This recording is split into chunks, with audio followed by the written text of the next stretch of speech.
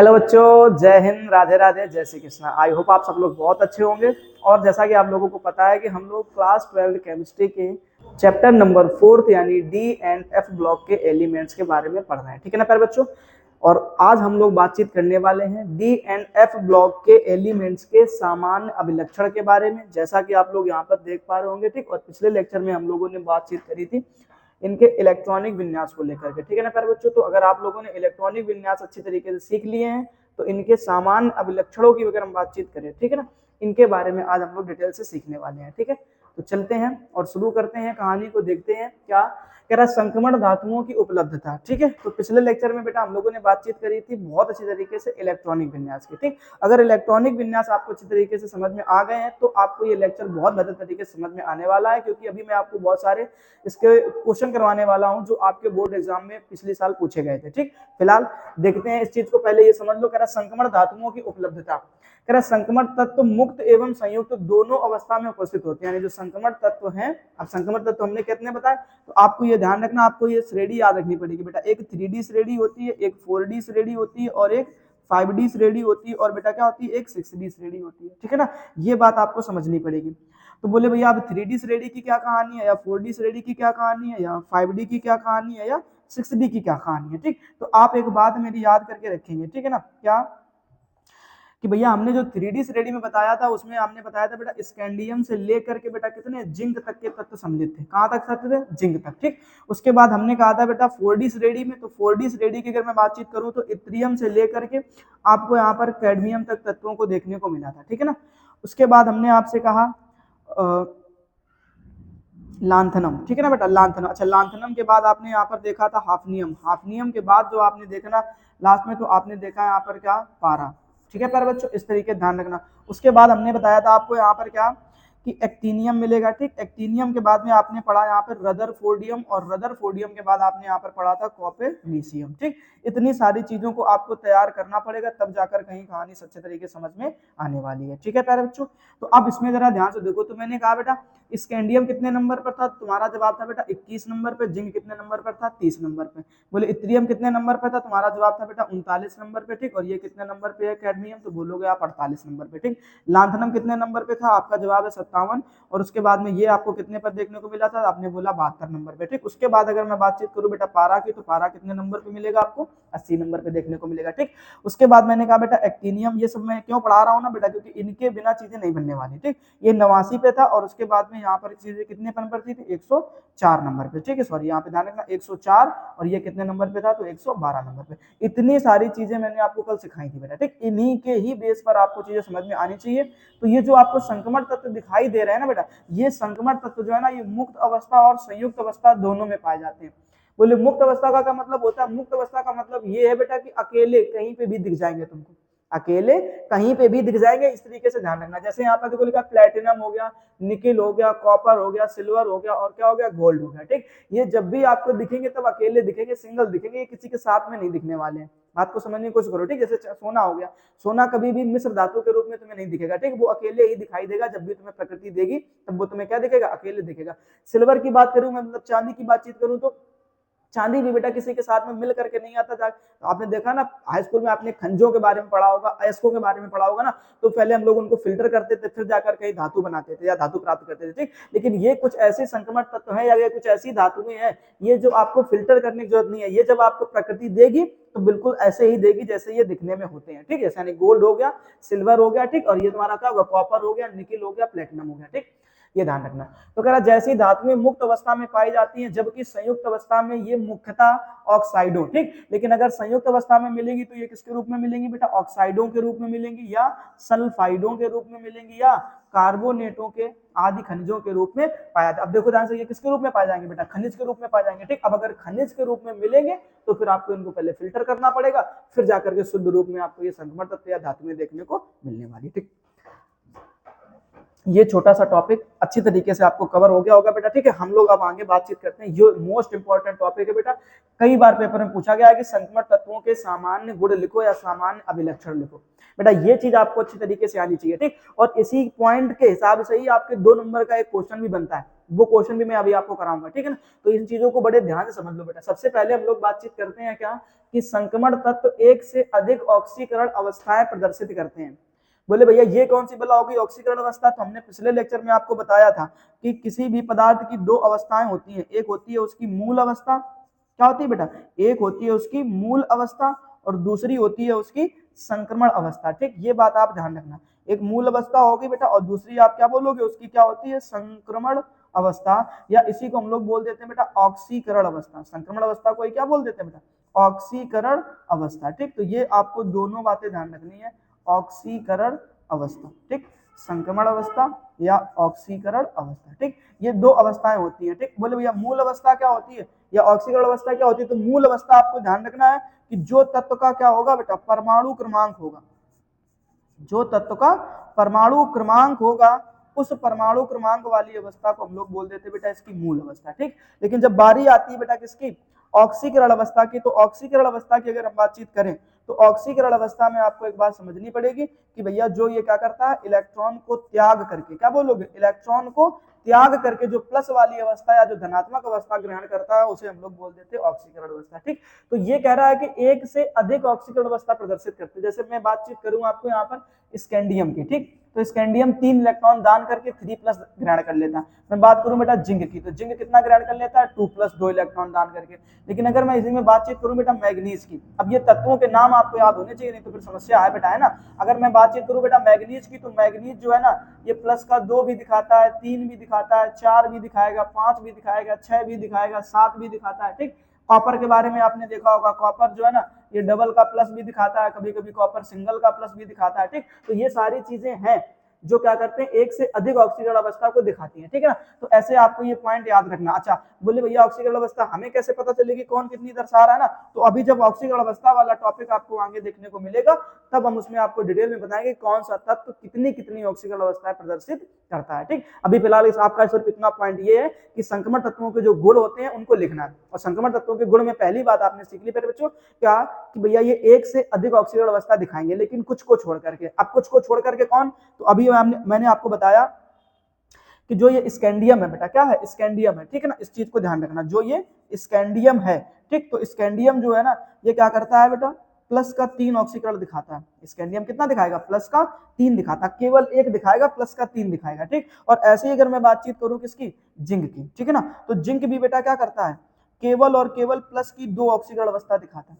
Zinc भी केवल क्या करता है, प्लस की 2। तो ये दो इकलौते ऐसे तत्व हैं पूरी की पूरी 3D श्रेणी में जो क्या करते हैं बेटा, सिंगल सिंगल ऑक्सीकरण अवस्था दिखाते हैं, यानी ये प्लस का 2 दिखाएगा, ये प्लस का 3 दिखाएगा, ठीक। तो ये छोटी सी बात थी, आपको अच्छे तरीके से कवर कर लेनी बेटा, ठीक है ना। तो पहला पॉइंट मेरे ख्याल से आपको अच्छे तरीके से पढ़ने पड़ गया होगा। अब दूसरे पॉइंट की बातचीत करते हैं। कह रहा ये सभी तत्व धातु है तथा इनमें धन विद्युतीय गुण पाए जाते हैं, ठीक। अब अगर मैं आपको बताऊं तो चाहे स्कैंडियम हो, चाहे टाइटेनियम हो, चाहे वनेडियम हो, चाहे क्रोमियम हो, चाहे मैग्नीज हो, या फेरस हो, या कोबाल्ट हो, या निकिल हो, या कॉपर हो, या जिंक हो बेटा, ठीक। इनमें से कोई भी मैं एक तत्व ले लूं, ठीक, ये सब के सब क्या है बेटा, धातुएं हैं। और धातुएं हैं इसीलिए धन विद्युतीय गुण भी दिखाती है। क्यों, क्योंकि धातुओं के अंदर एक गुण होता है जो इलेक्ट्रॉन को दान करने का, ध्यान रखना है क्या, इलेक्ट्रॉन को दान करने का जो गुण है वो किसके अंदर होता है, आप बोलोगे भैया धातुओं के अंदर होता है।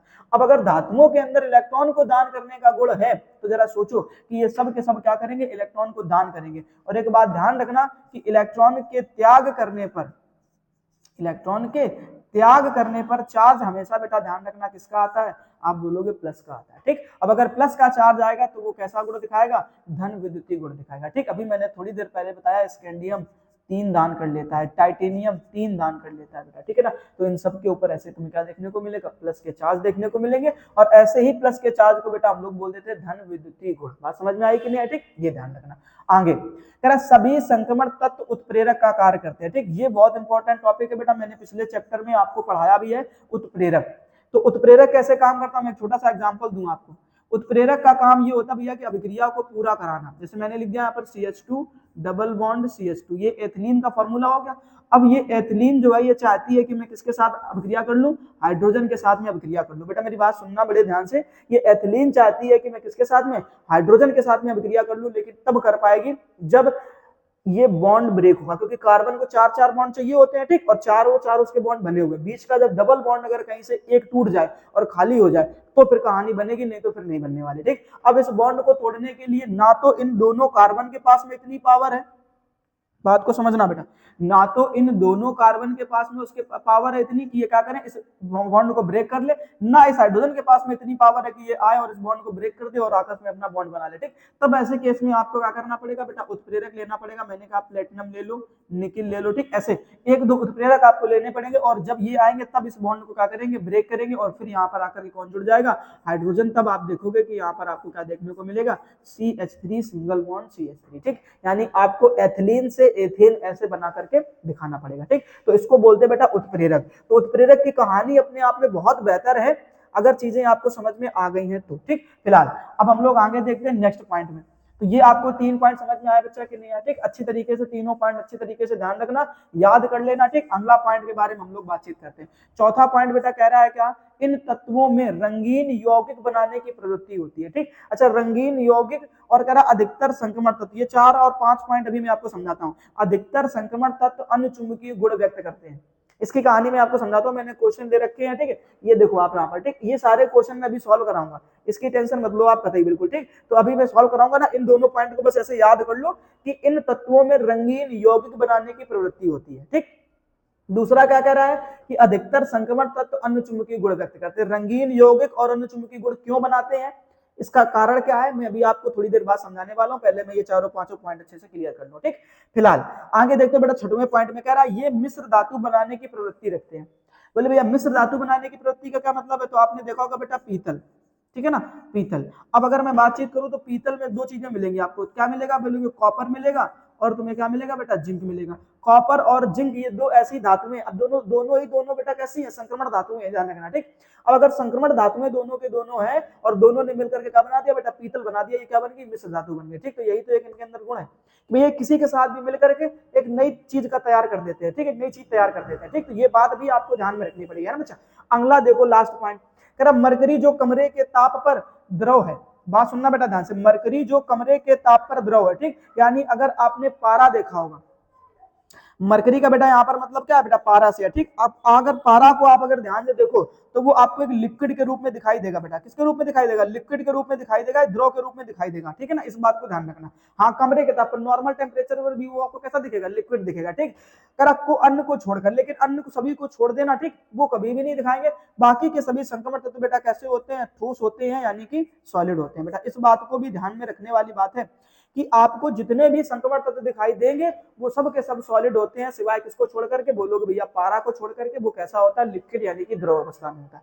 इतनी सारी चीजें होगी नहीं बेटा, ठीक। अब अगर आपने ये संक्रमण तत्व को याद कर लिया, मतलब इनके लाक्षणिक गुण या इनके गुण याद कर लिए, समझ लो बेटा आपके 3 नंबर क्लियर हो गए। पता है क्यों, क्योंकि क्वेश्चन बनता है कि संक्रमण तत्व किसे कहते हैं, इनके प्रमुख गुण लिखो या इनके प्रमुख अभिलक्षण लिखो, ठीक। तो आपको संक्रमण तत्व किसे कहते हैं मैंने पिछले लेक्चर में बातचीत करी थी, इसमें मैंने आपको क्या बता दिया, इसके गुणों के बारे में, ठीक। अब जो 2 नंबर का अलग से क्वेश्चन बन सकता है वो क्या होता है, वो चीज समझते हैं। तो ये जो 2 पॉइंट आपने पढ़े, चौथा और पांचवा, कि रंगीन यौगिक बनाने की प्रवृत्ति और कह रहा अधिकतर संक्रमण तत्व,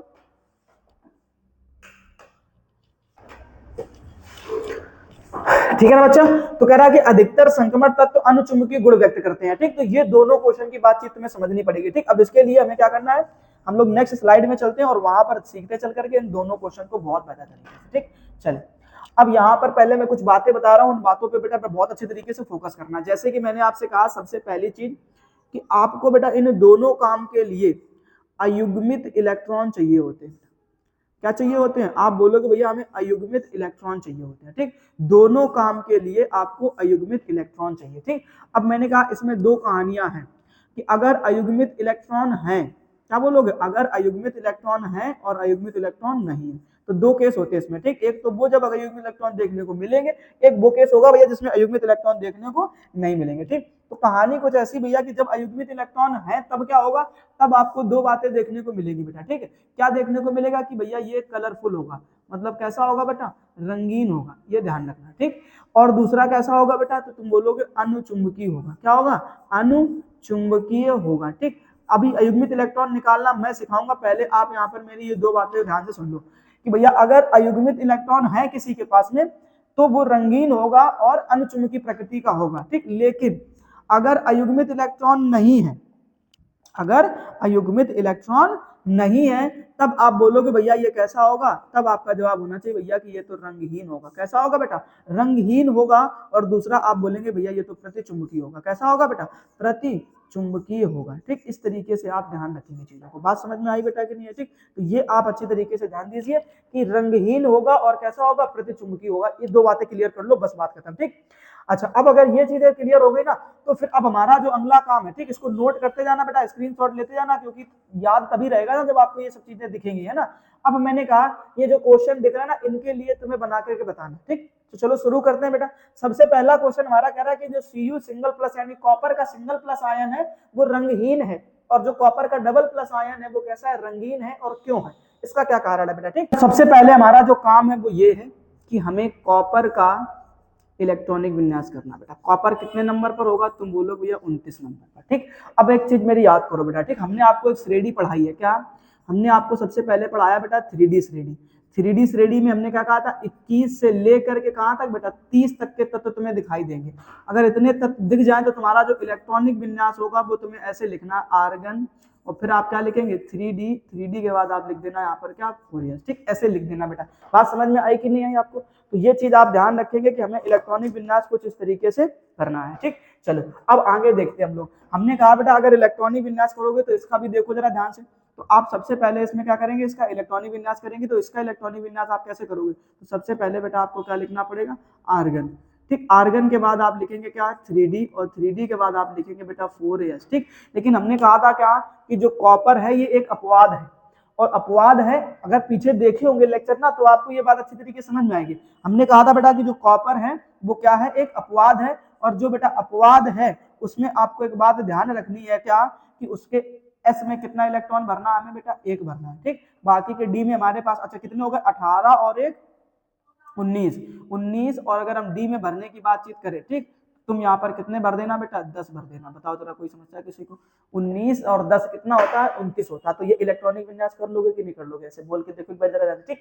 तो अगर इलेक्ट्रॉनिक विन्यास कर लिया है तो अब अगर बेटा हम लोग बातचीत करें किसकी, Cu सिंगल प्लस की, ठीक। तो हमने कहा बच्चा कॉपर सिंगल प्लस की बातचीत करते हैं। तो कॉपर ने एक इलेक्ट्रॉन यहाँ पे क्या कर दिया बेटा, दान कर दिया, तभी तो सिंगल का प्लस चार्ज आया।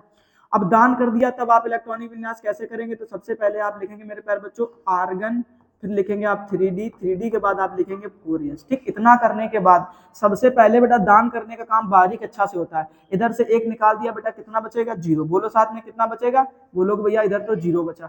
अब डी को कोई फर्क पड़ा क्या बेटा, डी में तुम्हारे अभी भी कितने इलेक्ट्रॉन है, तुम बोलोगे भैया डी में अभी भी हमारे 10-10 इलेक्ट्रॉन भरे पड़े हैं, ठीक। अब इतना करने के बाद तुम्हें यहाँ पर बेटा क्या बनानी पड़ेगी, एक कक्षक बनाने पड़ेंगे, ठीक। और डी के लिए मैंने बताया था बेटा 5 कक्षक बनाने होते, 1 2 3 4 और ये एक 5, ठीक। ऐसे 5 कक्षक आपको बनाने हैं। अब इसमें इलेक्ट्रॉन भरने, तो डी में देखो आपके कितने इलेक्ट्रॉन दिख रहे हैं, आप बोलोगे 10 दिख रहे हैं, तो भरो जरा 10 इलेक्ट्रॉन, 1 2 3 4 5, ठीक। फिर उसके बाद 6 7 8 9 और 10, 10 इलेक्ट्रॉन भर दिए। क्या एक भी आपको सिंगल इलेक्ट्रॉन दिखाई दिया क्या, सभी के सभी इलेक्ट्रॉन बेटा किसमें आपको दिख रहे हैं, तो तुम बोलोगे भैया जोड़े में दिख रहे हैं। तो अयुग्मित इलेक्ट्रॉन की संख्या कितनी होगी बेटा, 0 हो गई। बात पल्ले पड़ी कि नहीं पड़ी, क्वेश्चन ध्यान से समझना, 2 नंबर का क्वेश्चन आता है, ये बात याद रखना। अब हमने कहा बेटा आपसे क्या कि आप दूसरा क्वेश्चन बना करके देख लेते हैं, ठीक। अब हमने कहा दूसरा क्वेश्चन बनाते हैं, तो दूसरे क्वेश्चन के लिए आप क्या करोगे जरा सोचो। अब कह रहा है कॉपर 2+, किसके लिए इलेक्ट्रॉनिक विन्यास निकालो बेटा, कॉपर 2+। अब उसने कितने इलेक्ट्रॉन दान कर दिए बेटा, 2। अब 2 दान करोगे तो कितना बचेगा तुम्हारे पास, 27। 27 का इलेक्ट्रॉनिक विन्यास करोगे तब आप क्या लिखोगे बेटा, सबसे पहले आर्गन लिखना, फिर 3D लिखना, फिर 4s लिख देना, ठीक। अब जरा इसमें इलेक्ट्रॉन भरना है, तो मैंने कहा 2 निकाल दो, तो सबसे पहले बातम को से निकालो, तो इधर से निकाल दिया, 1 था तो इधर कितना बचेगा, 0। अभी भी एक और निकालना है, अब डी से निकाल दो, तो डी में कितना बचेगा बेटा, 9। अब फिर से वही पुरानी कहानी की बेटा आपको क्या बनाने पड़ेंगे, कक्षक बनाने पड़ेंगे, ठीक। मैंने कहा बेटा 5 बना लो, 1 2 3 4 और ये कितना हो गया बेटा 5, ऐसे 5 कक्षक बना दे। अब सब में इलेक्ट्रॉन भरो, कितने भरने, 9। सबसे पहले ऊपर सिंगल सिंगल भर दो, 2 3 4 5, फिर मैंने कहा बेटा 6 7 8 और ये 9, ठीक। कितने हो गए बेटा, 9 हो गए। अब ये एक अकेला बचा कि नहीं बचा बेटा, बोलो जरा ध्यान से। अब अगर ये एक अकेला बचा, यही तो तुम्हारा क्या हो गया, अयुग्मित इलेक्ट्रॉन हो गया बेटा, ठीक है ना। आप बोलोगे इसमें अयुग्मित इलेक्ट्रॉन की संख्या कितनी है, 1। और जैसे ही बेटा अयुग्मित इलेक्ट्रॉन दिखता है वो क्या होता है, रंगीन होता है, कलरफुल होता है बेटा, ठीक। ये बात समझ लो। अब जरा बताओ हमें कोई समस्या है किसी को यहाँ पर, बोले भैया हमें तो कोई समस्या नहीं है, ठीक। अब अगर कोई प्रॉब्लम नहीं है तो एक छोटी सी लाइन और लिख लेते हैं, क्या कि भैया Cu सिंगल प्लस में कोई अयुग्मित इलेक्ट्रॉन नहीं, क्या बोलोगे, में कोई अयुग्मित इलेक्ट्रॉन नहीं है, नहीं है, इसलिए इसलिए यह इसलिए यह रंगहीन है, रंगहीन है, ठीक। जबकि जबकि जबकि Cu डबल प्लस में एक अयुग्मित इलेक्ट्रॉन है, में एक अयुग्मित इलेक्ट्रॉन है, इसलिए है इसलिए इसलिए यह इसलिए यह रंगीन है, इसलिए यह रंगीन है, ठीक। ये हो गया क्वेश्चन, ठीक। ऐसे आंसर लिख देना और तब बस इस क्यों का जवाब हो गया। इतना काम कर दोगे 2 नंबर पक्के हो जाएंगे बेटा, ठीक। और ये मान करके चलो क्वेश्चन दिखेगा बेटा बोर्ड एग्जाम में। ये मत सोचो ना कि यार हो सकता का ना है ना, नहीं बेटा 100% एक क्वेश्चन दिखेगा, या तो रंगीन का दिखेगा या अनुचुंबकी प्रतिचुंबकी का दिखेगा, ठीक। इस तरीके से ध्यान रखना। फिलहाल अगला क्वेश्चन देखो बेटा। अब अगले क्वेश्चन की मैं स्क्रीनशॉट ले लो इसका जल्दी से, ठीक।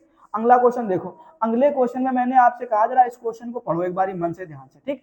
मैंने कहा पढ़ के देखो एक बारी। कह रहा जिंक 2+ आयन के लवण सफेद जबकि कॉपर 2+ आयन के लवण नीले होते हैं, क्यों, ठीक। अब देखो इसके सफेद, इसका मतलब ये रंगहीन हो गया, ठीक। इसके नीले होते हैं, बोले क्यों होते हैं, कारण बताना, ठीक। तो बड़ा आसान काम है। सबसे पहले आपको क्या करने, इनके इलेक्ट्रॉनिक विन्यास बनाने बेटा, ठीक। अब मैंने कहा बेटा सबसे पहले जो बात आपसे करी गई है वो किसकी करी गई, तुम बोलोगे भैया किसकी करी गई हमसे, तो हमसे कह रहा है कि पहले जिंक की बात कर रहा है, किसकी बात कर रहा है, जिंक की, ठीक। अब जिंक की बात करा तो सबसे पहले अपन लिखेंगे बेटा जिंक के बारे में। तो मैंने कहा बेटा जिंक का इलेक्ट्रॉनिक विन्यास करके देखो, तो जिंक कितने नंबर पर होता है, तुम बोलोगे भैया 30 नंबर पे होता है। अब इस 30 का इलेक्ट्रॉनिक विन्यास करोगे तो सबसे पहले आपको क्या लिखना पड़ेगा बेटा, आर्गन लिखेंगे। आर्गन के बाद में क्या लिखेंगे, 3D, 3D के बाद में बेटा लिखेंगे 4s, ठीक। अब हमने कहा बेटा इसमें इलेक्ट्रॉन भर दो, तो कितने करोगे बेटा, ये 18 और ये 2 20 और 10, ये क्या हो गया 30, ठीक। हमें चाहिए बेटा कितना, जिंक के 2+ का। अब ध्यान देना बेटा, ठीक। मैंने कहा हमें जिंक का नहीं करना था, हमें जिंक के किसका करना था, 2+ का करना था। अब अपन 2+ करेंगे तो इसके पास कितना इलेक्ट्रॉन बचेगा, बोलोगे भैया 28 बचेगा। 28 बचेगा, तब 28 का इलेक्ट्रॉनिक विन्यास कैसे करेंगे, बोले भैया ऐसे कर देंगे कि आर्गन 3D, 3D के बाद में 4s, ठीक। मैंने कहा बेटा 2 निकाल दो, तो 2 में यहाँ से तो निकालोगे, पहले बात हमको खाली कर दिया। डी में कोई फर्क पड़ा क्या, बोलो नहीं पड़ा। अब नहीं पड़ा तो बेटा क्या बना लो, अपने 5 कक्षक बना दो और जल्दी से इलेक्ट्रॉन को भर दो। फिर मैंने बोला 1 2 3 4 और ये क्या हो गया बेटा 5, ठीक। ऐसे 5 कक्षक बनाने के बाद इसमें इलेक्ट्रॉन भरो, कितने भरने बेटा 10। तो 1 2 3 4 5 6 7 8 9 और ये 10, ठीक। एक भी अयुग्मित इलेक्ट्रॉन दिखा क्या बेटा, बोल के देखो एक बार जरा ध्यान से। अयुग्मित इलेक्ट्रॉन एक भी दिखा क्या, बोलोगे 0 है। अगर अयुग्मित इलेक्ट्रॉन 0 है तो आप तुरंत समझ जाना बेटा क्या कि इसमें क्या करना है आपको, कि ये भैया कैसा हो जाएगा, सफेद हो जाएगा, कोई दिक्कत नहीं, ठीक। अब दूसरी कहानी समझ लो बेटा, ठीक। दूसरी कहानी में क्या कह रहा है आपसे, कॉपर। अभी थोड़ी देर पहले आपने करा था, कॉपर का अगर इलेक्ट्रॉनिक विन्यास करो तो कॉपर कितने नंबर पर आता है बेटा, 29 नंबर में। करेंगे कैसे, बोलो भैया आर्गन लिखेंगे, फिर क्या लिखेंगे, बोले भैया 3D लिख देंगे, फिर क्या लिख देंगे भैया, बोले 4s लिख देंगे, ठीक। अब इसमें इलेक्ट्रॉन भरो, तो हमने कहा ये अपवाद की कैटेगरी में आता है, इसलिए इसके एस में कितना होता है 1। तो 18 और 1 19, 19 और 10 कितना हो जाएगा बच्चा 29, ठीक। अब हमें 29 का थोड़ी करना था, हमें करना था बेटा कितना, कॉपर के 2+ का। कितना करना था, देखो ध्यान से, कॉपर के 2+ का। अब कॉपर 2+ करोगे तो इसके पास इलेक्ट्रॉन बचेंगे बेटा 27। अब दान करा दो फटाफट, तो तुम क्या करोगे बेटा, आर्गन, फिर लिखेंगे 3D, 3D के बाद लिखेंगे बेटा 4s, ठीक। अब तुमने पहले इससे निकालो, तो इससे निकालोगे तो इसमें कितना बचेगा 0। अभी भी एक और दान करने को बचा। अब डी से निकाल दो, तो डी में कितना बचेगा बेटा 9। अब हमने कहा बेटा कक्षक बना लो फटाफट डी के लिए, तो डी के लिए कितने कक्षक, बोले 5 1 2 3 4 5। 5 में कितने इलेक्ट्रॉन भरने हैं, 9 भर दो फटाफट, 1 2 3 4 5 6 7 8 और एक ये 9। एक बेटा सिंगल रहेगा कि नहीं, ठीक। तो आप बोलेंगे आप क्या कि इसमें भैया जो हमें अयुग्मित इलेक्ट्रॉन दिखा वो कितना दिखा बेटा, 1 दिखा। अब अगर एक अयुग्मित इलेक्ट्रॉन दिखा है तो वो क्या हो जाएगा बेटा, कलरफुल होगा कि नहीं होगा, ठीक। इसलिए नीले होते, तो आप क्या बोलेंगे कि जिंक 2+ में कोई युग्मित इलेक्ट्रॉन नहीं है इसलिए यह सफेद है, जबकि कॉपर 2+ में एक युग्मित इलेक्ट्रॉन है इसलिए यह नीले हैं। ठीक है ना, ये जवाब दे देना होता है। ठीक है, तो बात समझ में आ गई कि नहीं आगे बेटा? ठीक, अब यही सेम काम आपसे करवाया गया है किसमें?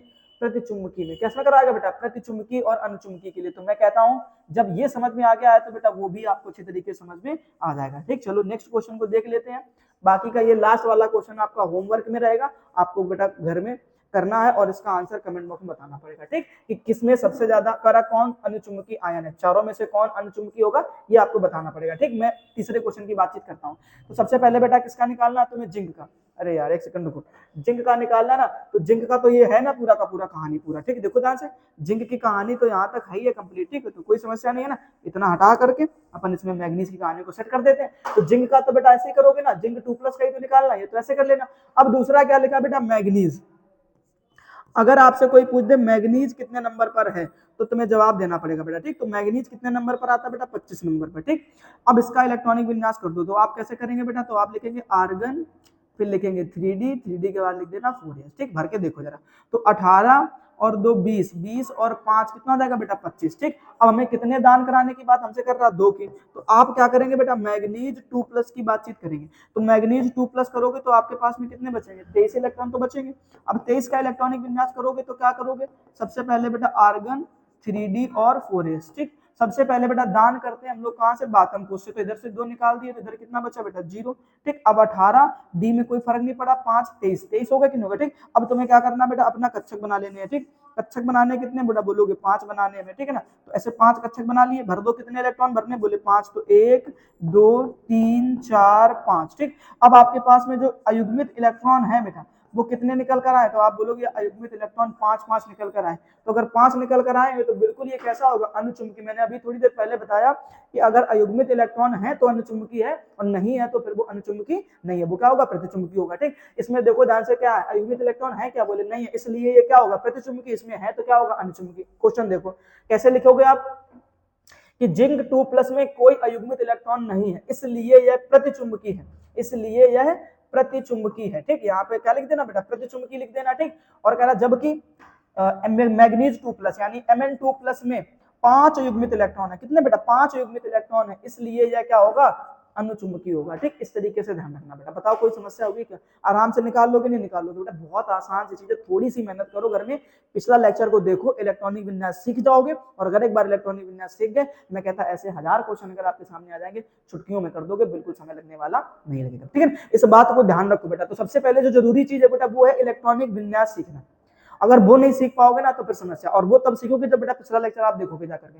पिछला लेक्चर देखो, ये सारे क्वेश्चन आप हवा में करोगे, कोई समस्या नहीं। ठीक, तो बेटा लास्ट वाला जो क्वेश्चन है कि अनुचुंबकी आयन है, यानी 4 आपको ऑप्शन दिए गए, पूछेगा निम्नलिखित में से कौन अनुचुंबकी आयन है। तो बेटा ये बात आपको बतानी पड़ेगी कि इनमें से कौन सा अनुचुंबकी आयन की कैटेगरी में आता है। ठीक है ना प्यारे बच्चों? तो आज के लेक्चर में केवल इतना ही। हम लोग इसके नेक्स्ट लेक्चर में बातचीत करेंगे बेटा किसके बारे में? तो मैं बोलूंगा संक्रमण तत्वों के सामान्य गुणों के बारे में। ठीक है, इसके और कौन कौन से गुण हो सकते हैं इनके बारे में हम लोग नेक्स्ट लेक्चर में बातचीत करेंगे। फिलहाल बेटा आज के लेक्चर में केवल इतना ही। जय हिंद, राधे राधे, जय श्री कृष्ण। ठीक है, हम लोग फिर से मिलेंगे इसके नेक्स्ट लेक्चर में। तब तक के लिए बेटा अपना ख्याल रखना और अच्छी तरीके से अपने बोर्ड एग्जाम की तैयारी को बनाए रखना।